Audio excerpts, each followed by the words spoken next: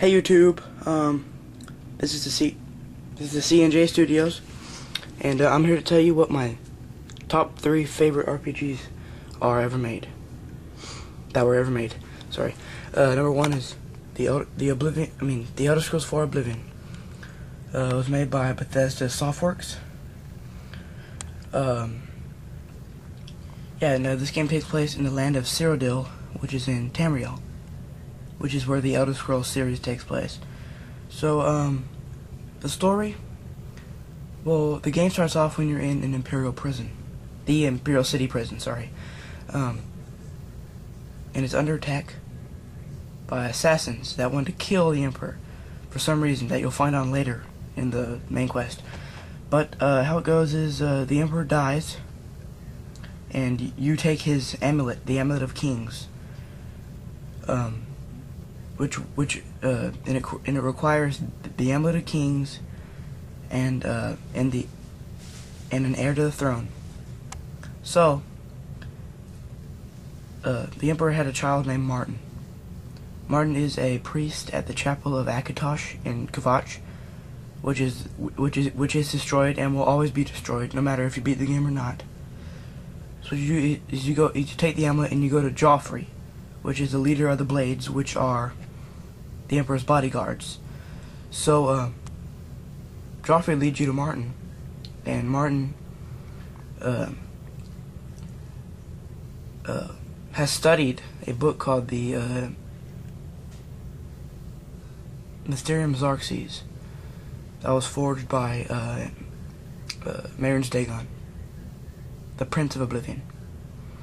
And you have to find items that can open it. The first item is a Daedric artifact. You can go to the shrines to get one, but the one that requires level 2 is the lowest one, is Azura's shrine. And you have to get Azura's star by killing a cave full of vampires. That's pretty easy. And the second item you have to find is the blood of a divine. But since the gods are not you don't see gods, so you can't get their blood. But Emperor Tiber Septim, which is an emperor so far back in time, his cuirass still exists, and I have to go find that. And Mart manages to get scrapes of his blood off of it.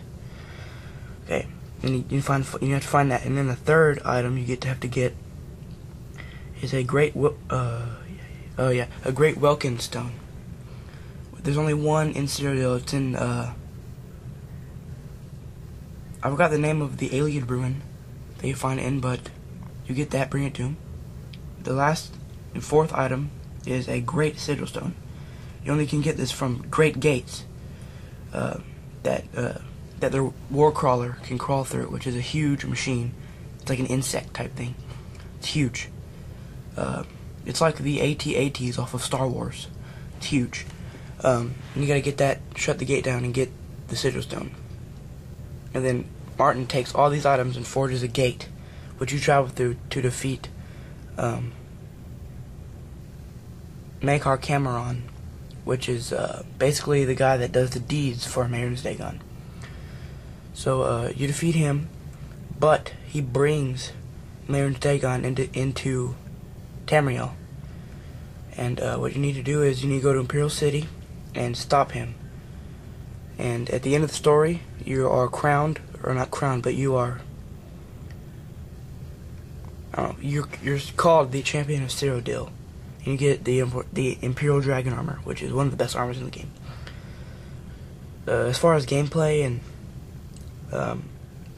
graphics goes, they're good. They're awesome. Like the graphics are good for a 2006 game. The weapons are nice, but the only problem I have is that it's hard to level up. I know you true RPG players will say that that's not a problem for you, but for me, it's just hard for me, okay? Alright. I know that took a long time, but my second favorite is Fable 2. Now, I wasn't sure about Fable 2 at first, but I rented it off of Gamefly. It's a third-person RPG game, and it sucked me in. It starts off, you're a kid, right? And you gotta collect money to buy, you and your sister find this box that's supposed to have magical powers that grant you any wish you want. So you and your sister have to find coins to get this music box, and you'll activate the box, and then nothing happens. So you'll go to sleep that night, and you are called on by guards, and they take you to the castle, because that's what your sister wished for, was to live in a castle. So then the king ends up killing your sister and shooting you. You fall out the window, and you land on the ground from about 1,000 feet up, but you don't die. So then you grow up and you do this quest to avenge your sister's death and kill Lord Lucian, or King Lucian, whatever. There's not leveling up in this game, but it's all about how much money you have and about what you can buy. That's pretty much what it is. But I rented off of GameFly. I beat it. I sent it back, and then I was bored one day, so I went to go buy it for 17 or 18 bucks. So yeah, and the gameplay is the fighting never gets boring. I mean, I know it's the same slashing you can do and the same flourish, but it never gets old for me. And the shooting is fun, but you gotta have a good shooting weapon in order for you to keep doing it, in my opinion. In order for you to keep using it, you have to have a good weapon, a good shooting weapon.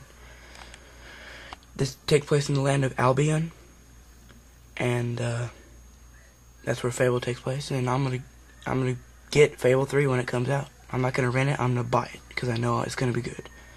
All right, moving on to my third favorite RPG ever is The Elder Scrolls 3, Morrowind.